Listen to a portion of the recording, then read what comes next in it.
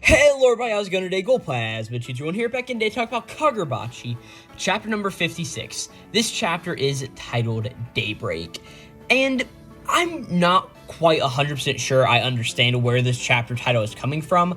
I think it is coming from the whole fact that by the end of this chapter, it sort of seems like our group of course, like Iruha, Samura, Hakuri, like the other members of the Makizumi that we met last time, who are all there at the Senkutsuji temple, it sort of seems like they find a light at the end of the tunnel in a way. It's like a way out of their current situation by, of course, doing of Hakuri getting one of the enchanted blades for, of course, Samura, as we will get into in this various chapter. And that's where I think this chapter title comes from, but there's no, like, reference of Daybreak or no reference of, like, the chapter title in this chapter, which is something that I've noticed that Kagurabachi really likes to do, is like directly take a quote or something that we got in a chapter and then just explain it in the part of the chapter. But Daybreak is never really a concept that comes up, so I think it's more of just like the concept or idea of like, hey, this is sort of what is happening in Kagurabachi as we will get into it. But this is a very interesting channel, or I'm sorry, not channel, it's a very interesting chapter for a number of reasons. Number one, we get a little bit of a flashback in the middle of it. It's sort of just like relates a whole lot of this and sort of all relating back to Samura, eventually, of him, like I sort of spoiled a minute ago, getting his enchanted blade by the end of this chapter. But there's a lot of really good and interesting stuff, I think, in this chapter. So I think this is going to be a fun one to go through and just talk about this Kagurabachi chapter as it is, which I have to say is a pretty good one, all things considered, right? But before we hop into this chapter of course, Kagurabachi, number 56, let's quickly talk about what happened last time in Kagurabachi, chapter number 55. Really, the most important and sort of big thing to happen last time was we got introduced to the Makizumi, which is, of course, the pretty much the Samura's ninja squad who sort of follows him around, and they are pretty much put under the service of Samura, and pretty much are his elite fighters and like sources of everything. And as we learned last time, they are the only people who can really truly fight with Samura, for the main point of like Samura picks up on literally everything, on like sound, on senses, on smell, and the Makizumi, being that they are ninjas, do not produce any of this stuff and do a good job to make it so they don't. So they are a pretty big deal when it comes to fighting with Samura. And then at the end of last chapter, we saw that Iruha ended up joining the fray, being able to pretty much predict his master's moves, being that like Samura taught Iruha everything he knows. And the very, very end of the chapter after that happened, we saw that Haruki came up and opened up his storehouse power, his Iso mask, to try to go through and open up and pretty much get some of the enchanted blades back for some of our main cast. And we will see how that works at the very beginning of this chapter, right? But this chapter actually does not start with like, well, it sort of starts exactly where we left off last time. Before we get to that, there is a color page on Kagurabachi this week. It's a very nice color page, as we see that we have Hakuri here, or no, Hakuri, my bad. We have Hakuri on here, and I really like it because we have sort of like a blue background that matches Hakuri's blue eye in a way, and it looks really nice. And then we see just a bunch of katanas behind him. They don't look to be any like special katana, they just look like they're just regular old katana. Seeing that Hakuri has the mask on, it's just a pretty cool panel, all things considered, right? But as we hop into this chapter, first thing we sort of get a little bit of a note on is just the whole idea of like, hey, 30 minutes is the time that's like required. That's like the minimum amount of time that you need before you can use your sorcery again without risk. It's only been about 10 minutes, as I sort of said last time. It can't really be more than 15 by the time this chapter rolls around, because all of the battles and all the action and stuff that's going on, there is still plenty of time before Hakuri has reached that 30-minute time limit, right? And Violet, who is one of the Makizumi members, who we don't know any of the names of any of the Makizumi members, so I've pretty much given them all temporary names, as you'll get into here. The healer ninja I have been calling Violet. The other guy is Scarlet, and then we have, of course, Mini Samura, because, like, I mean, what else is he, right? But Violet then just reminds him, like, hey, worst case scenario, you could really damage your brain to the point where you'll never be able to use sorcery again, right? As Hakuri's just like saying in the present, like, I'm the only one who hasn't risked his life yet. First, I just need to go and touch Mr. Samura or Iruha and register them and then I can grab the blades. And as he's sort of thinking through all of this, Violet's like, hey, wait, if you overdo it now, you'll just mess yourself up later. Like, you may permanently damage your brain, right? But at this point, Hakuri just passes out on the ground, being that he is not in a state of mind or anything to be doing this right this second, but he sort of has this goal in his mind of like, hey, everybody's doing so much and I'm just a one loser here. I need to help everybody else out. And he just passes out right on the ground because he doesn't have this sort of dog in the fight in him, right? As he falls down to the ground, Violet just thinks like, all right, it didn't work, but that's probably for the best. Like, hey, you're not the one who should be pushing yourself right now. We will need your powers later. For now, she just takes out her marker again and just starts to draw more of the mandala on the ground. It looks like she's got only a little bit left to fully get it done before it can transport outside the Senkutsuji temple, as we learned it is the ongoing plan.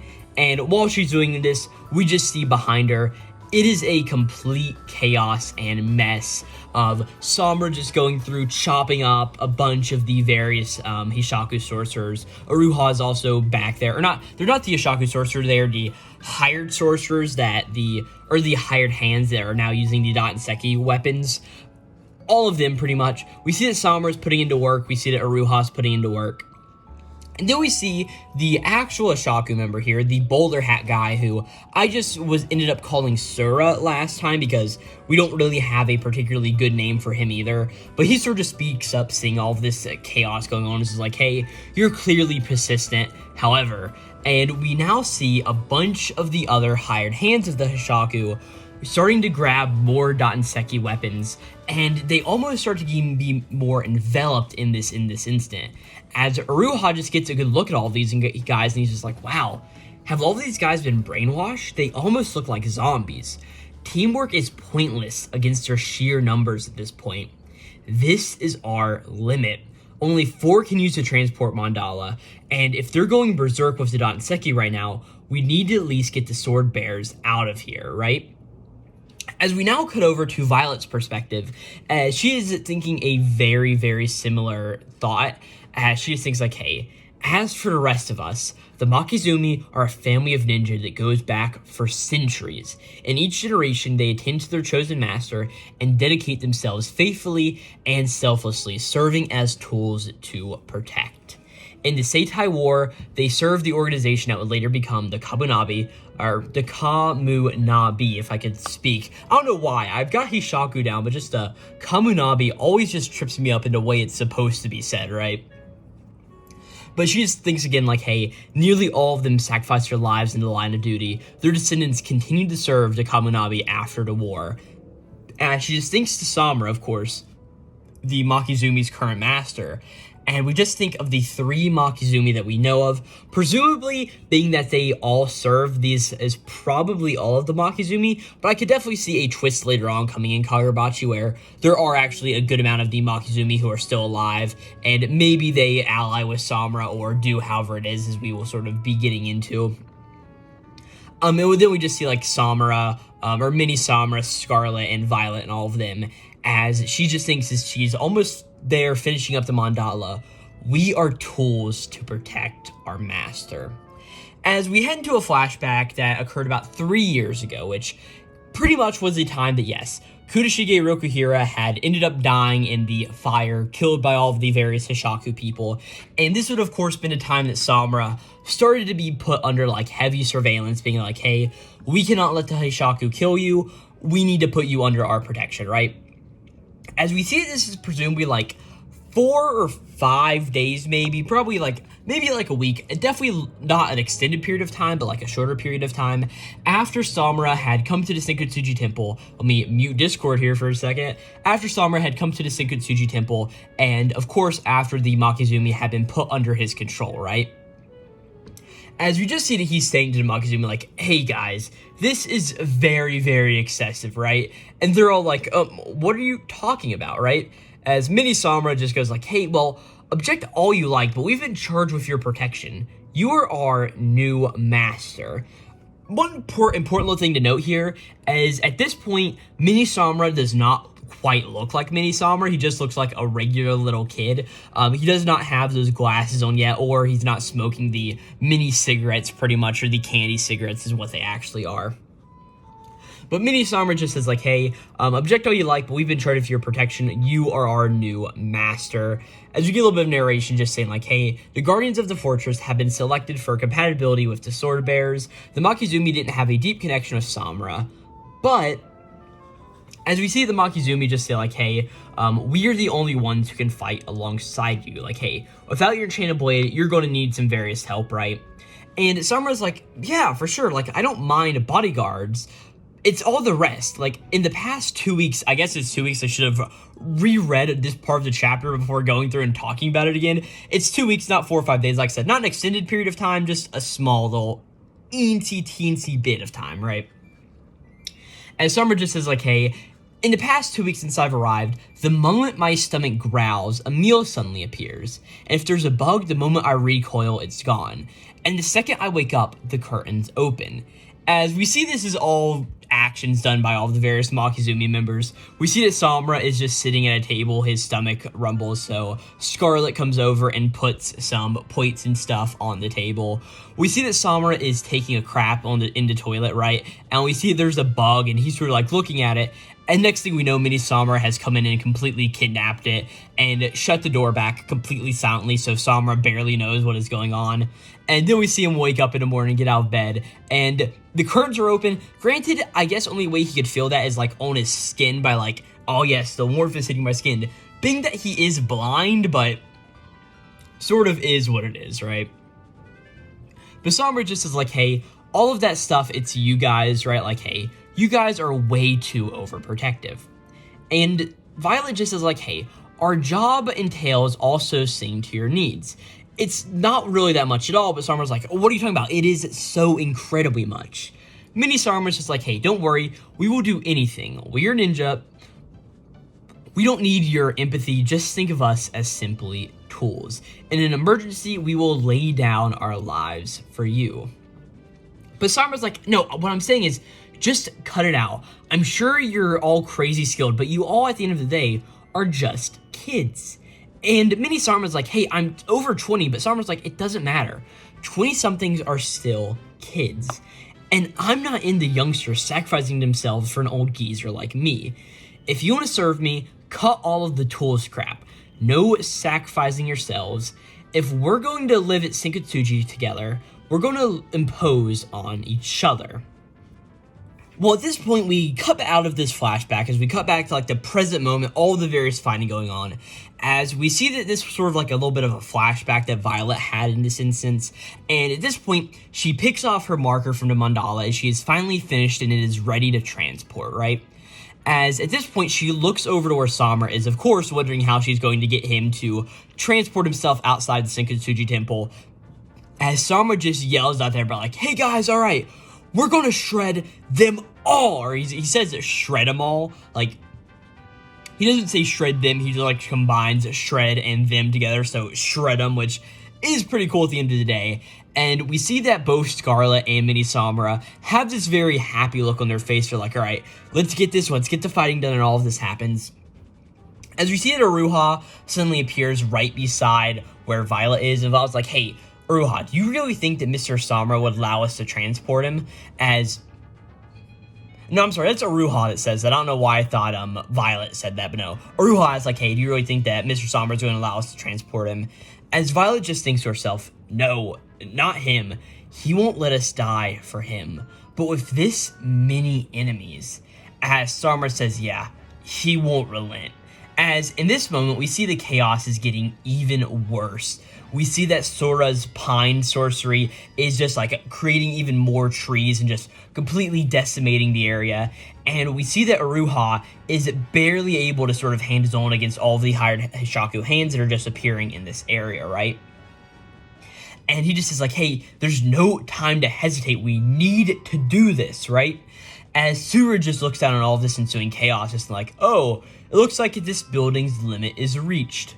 Let's finish this. As we see now that the building starts to collapse even more, as we cut in on Samura's point of view, as we just get a little bit of narration like, hey, With Samura's senses overwhelmed by the noise and smoke, the only guiding light available is bloodlust. Samura will orient towards that glimmer, his only beacon in the chaos. Samura will follow it. As we see that Samura sort of locks onto this particular bloodlust and goes after it as he opens up his sword and goes to swing with his EI White Purity style. As we see the one who released all of the bloodlust was none other than Iruha, who is standing right on top of the mandala. And as this happens, Iruha sniffs and finally realizes it's Iruha, and he's like, "Damn it, Iruha, what the hell?" As Iruha's like, "Please forgive me, Samura." As we cut back to a moment ago, when Iruha just said like, "Hey, he won't relent, but I can guide him with my bloodlust." Of course, telling that to Violet. As Samura just says like, "Hey, there's no time to hesitate." Violet finishes up the mandala, and in this moment, we see that this is when Iruha unleashed his bloodlust and Samura came flying after, right? As we see that Violet just says, "Hey, thank you." And Samura's like, "Hey, wait, damn it," right?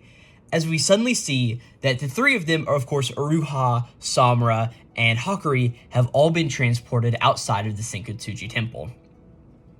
And hearing this, Samura's like, "Damn it, I'm going back at Iruha." And Iruha's like, "No, I can't allow it. Like, we are going and we are taking Haruki down the cliff and leaving this place. It's about to get dark and we can escape into the darkness, right? It is the only victory they can reap in exchange for their lives." Like, come on, do you really think that all of the Makizumi are just throwing away their lives as simple tools for you? As Samura sort of winces at all of this fact going on here, and we also see that Haruki starts to wake up a little bit in this moment, right? But Samura just thinks to all of the Makizumi and how they sort of spent all of this time together, and he just thinks back to them like, "Hey, Samura, you never allowed us to exert ourselves for you. You refused to let us sacrifice our lives for you. That's how you are. All the more reason for us to be ninja, and we don't need your empathy." As we just see that in the present, we see that Mini Samura just is like, "Hey, we refuse to let you die in this moment." As, yeah, they're willing to put their lives on the line for their not only master, but their friend of Samura. A little bit of a cool thing, right? As Iruha just says like, "Hey, you're desperately fighting to prevent the enemy from reaching us, Samura. Like, hey, unfortunately, the best way you can honor them is all by surviving, okay?" As we see that Iruha thinks back to, of course, his members, the Kokugoku Steam Squad, as he just remembers what the beanie guy said of like, "Hey, you better survive or we will curse you." As Samura just says like, "Hey, as bearers of the enchanted blades, our lives are consequential."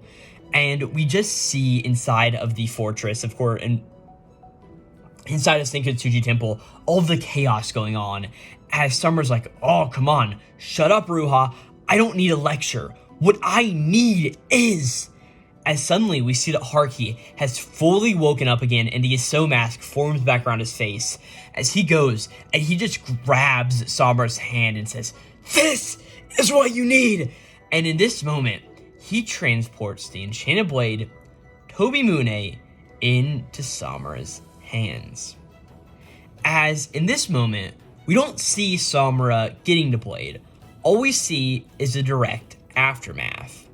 As we see that Samura, with the blade in his hands, just says the words, "Crow," or just the word, "Crow," as we see all of a sudden, a bunch of feathers are appearing all around the Dotenseki Sorcerer's hired hands, or the Hoshaku Sorcerer hired hands, right? As a bunch of sorcerers are like, "Hey, what is happening? Somebody's attacking us." As we see that both in this moment, Mini Samura and Scarlet and Violet all understand what's going on here. As we see that all of these hired hands just get cut completely in half. As on the final 2-page spread of the chapter, we see that Samura rushes in, and we see that as he moves in, he of course uses the EI White Purity style, and behind him, it almost looks like a bunch of crow feathers are flowing off of the back of his body, as we see that he has leveled everything in sight. As eventually, he just looks to everybody, or he doesn't look to them, but he just says to them like, "Hey, you guys are fired." And that is where we end this chapter of Kagurabachi. this was a really interesting chapter for the main reason of I actually, going into this chapter, did not think that we would actually be getting the Enchanted Blades back in the way we did. Of course, Iruha did not get his Enchanted Blade back. The only Enchanted Blade that we currently have is Tobimune and, of course, Samura's hands. A little bit of an interesting thing. We now know a little bit of what the Enchanted Blade does, as we see that it is none other than a ability called Crow so far. Of course, we know that most of the Enchanted Blades have multiple abilities. We, of course, know that Inten has about 4 abilities that we know of right now. Kuro, Akka, and Nishiki, and I'm pretty sure like a few variants between the two of those. Cloud Gouger, of course, had like May, which was the most iconic lightning one, but it also had like the water and all those other abilities. And so far, as far as the Makizumi goes, all we have seen so far is just the Shinichi move, which like summoned all of the caterpillars and like the butterfly and all of that like creeping forest and all of that sort of deal. And now we just know of one ability that Samura's blade does that is called Crow. Now, we don't really know what most of the rest of this blade is. I mean, it's called Tobimune, which I don't know what that could mean in Japanese or like what the translation could be, because of course, like, hey, Cloud Gouger was not called Cloud Gouger in Japanese. That's just how it got translated for us. So I don't quite know all the ins and outs on what the Makizumi whole thing could mean here. But still, like, really dope to see it, absolutely, regardless. It could be, like, a bird-based blade, or more of, like, a darkness thing, in a way, with, like, the whole thing of, like, crows are, like, black birds and their feathers, but a little bit of interesting stuff there. It's pretty cool to see that Hakuri ended up coming through in the end, as at the beginning of the chapter, he just passes straight out from trying to use his ability, and by the end of the chapter, he ends up using it and getting the blade back, so the Makizumi don't have to sacrifice themselves, and so presumably, everybody can win today here. Now, a big question is, okay, I don't think in this moment that Samura is going to be killing Sura or the bowler hat guy.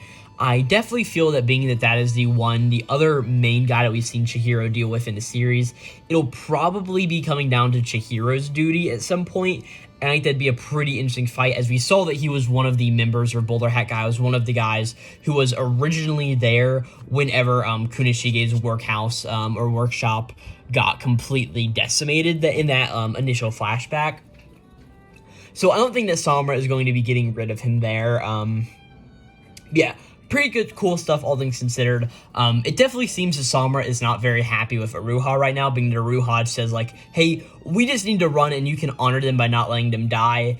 And then, of course, Hakuri, who probably should not have had say in this moment, ends up having say in transporting him out. Pretty cool to see. And the final note I want to bring up is just sort of how cool it is to see Samura working and interacting with all of the Makizumi, to where we can sort of see that the relationship they had is where they were like, hey, we're ninja, we want to serve and save you. And eventually, Samura says, like, no, I'm not going to let you guys do that, until it comes full circle to when all of them are like, hey, we are going to die so you can get out of here. We refuse to let you die. A really cool and awesome moment that I do very much like at the end of the day. But with that, I really don't have too much else to say about this chapter. It's pretty straightforward, all things considered, and as I mentioned on the onset of this video, the title of Daybreak, I think it's really just coming through like, hey, in this sort of like endless night of destruction and everything, we finally have a daybreak at the end of the tunnel, like this night is now over, being that they have one of the Enchanted Blades, but there probably could be a better title out there, but also sort of like calling it like Tobimune would be spoiling the whole chapter at the end of the day, right? But of course, it could be one of those chapter titles that's revealed like the very end of the chapter, but whatever. It's sort of just how it is. But yeah, very good chapter, all things considered. And yeah, thank you guys so very much for watching this video on Kagurabachi chapter number 56.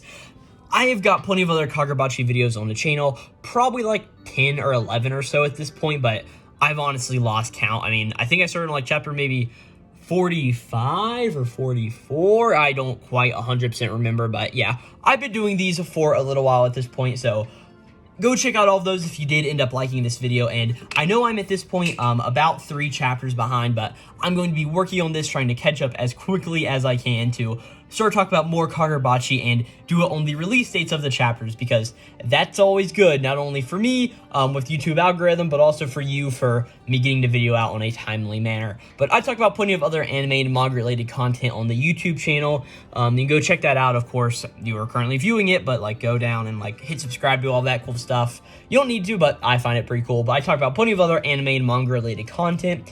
Mostly manga right now, but we're going to be getting back to anime once I get caught back up after, of course, Hurricane Helene disrupted a lot of my workflow around here on the channel. But yeah, without further ado, thank you guys for watching once more, and I'll catch you guys next time for Kagurabachi chapter number 57. Of course, this was Kagurabachi chapter number 56, titled Daybreak, and I'll catch you guys next time. Thank you guys so very much for watching, and yeah, this will be Glowplasma 231, signing out.